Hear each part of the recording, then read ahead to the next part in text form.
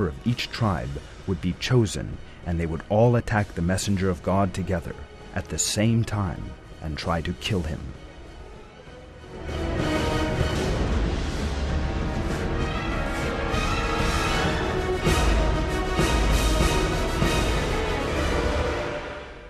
They imagined that as a result the Prophet's family would be unable to deal with all the tribes of Quraysh, and that the Quraysh would pay them the relevant blood money.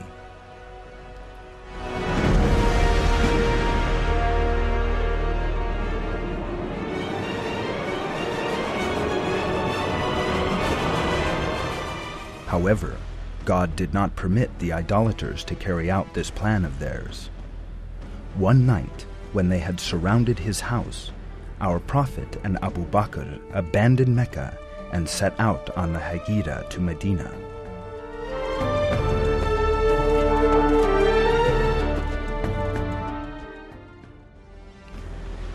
As a miracle from God, the idolaters around his house failed to recognize him. When they realized what had happened, they set out after our blessed Prophet and his companion.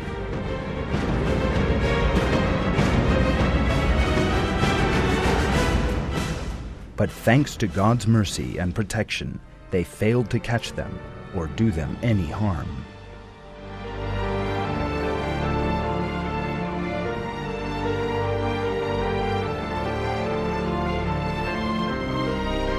We are told in accounts that after the prophethood had been bestowed on him, the Prophet's wife, Khadija, introduced him to her cousin, Waraka, a scholar from the people of the book. What Waraka said about the Prophet is particularly noteworthy.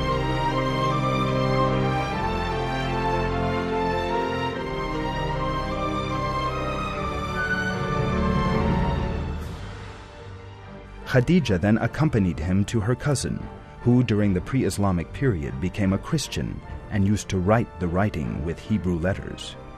He was an old man. God's apostle described whatever he had seen. Waraka said, "This is the same one who keeps the secrets whom God had sent to Moses. I wish I were young and could live up to the time when your people would turn you out. Anyone who came with something similar to what you have brought was treated with hostility." After a few days, Waraka died.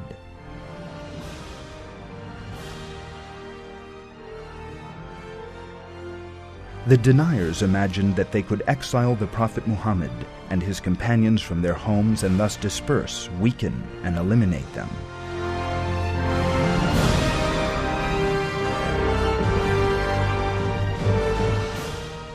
But God reveals that those who forced the messengers from their homes are the ones who suffered the real devastation. How many cities we have destroyed, greater in strength than your city which has driven you out, and there was no one to help them.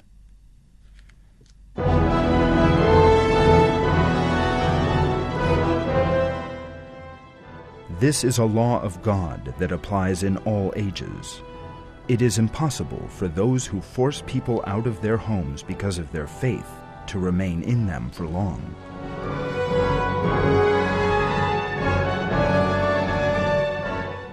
Our Prophet and the believers with him later returned to Mecca, which they had been forced to abandon, and established a definitive victory over the deniers.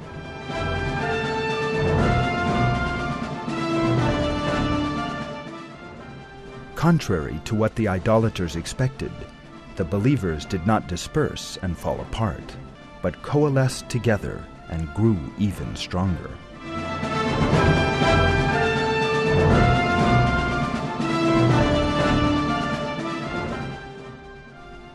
This is highly important in showing that no alliance against believers can ever succeed.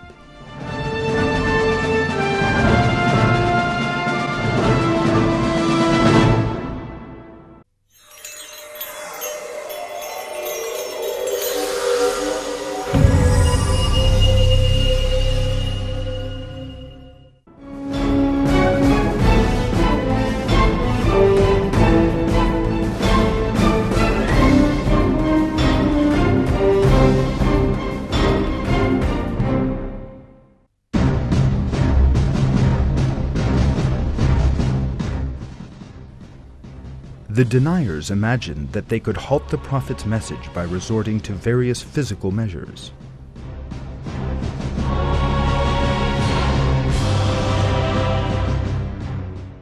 But they failed to bear in mind that God has determined all things in destiny and that He always helps believers.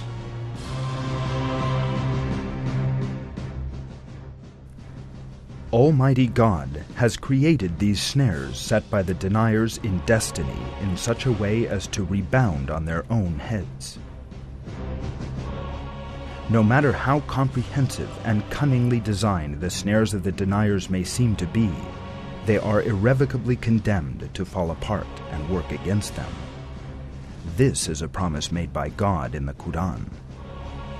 Some of the verses that reveal that the snares and trickery of deniers are all in vain and will eventually work against them are as follows.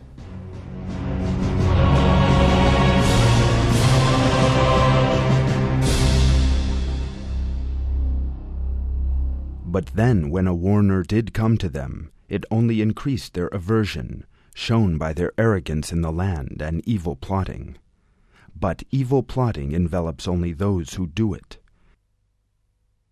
Do they expect anything but the pattern of previous peoples? You will not find any changing in the pattern of God. You will not find any alteration in the pattern of God.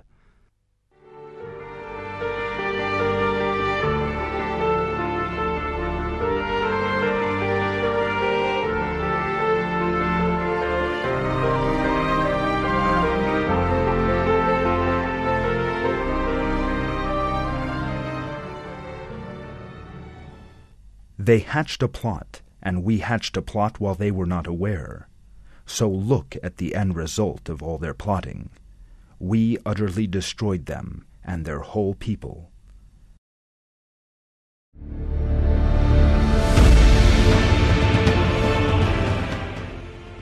All the snares, plots, conspiracies, and slanders against the prophets that might seem to be evil at first sight actually all eventually worked out for the best. That is because there is no other power than God. It is Almighty God who creates all traps. God has created all snares laid down by deniers for believers in destiny in such a way that they will fall apart and benefit believers, while deniers are harmed by them. People who plot against Muslims imagine they are doing this with their own minds, but even these people have also submitted to God. They produce the plots commanded by God, completely unchanged. This is revealed in another verse.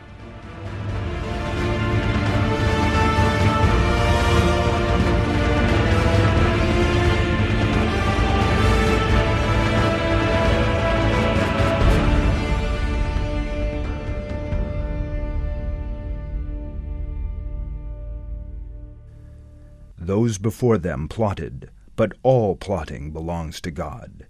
He knows what each self earns, and the unbelievers will soon know who has the ultimate abode.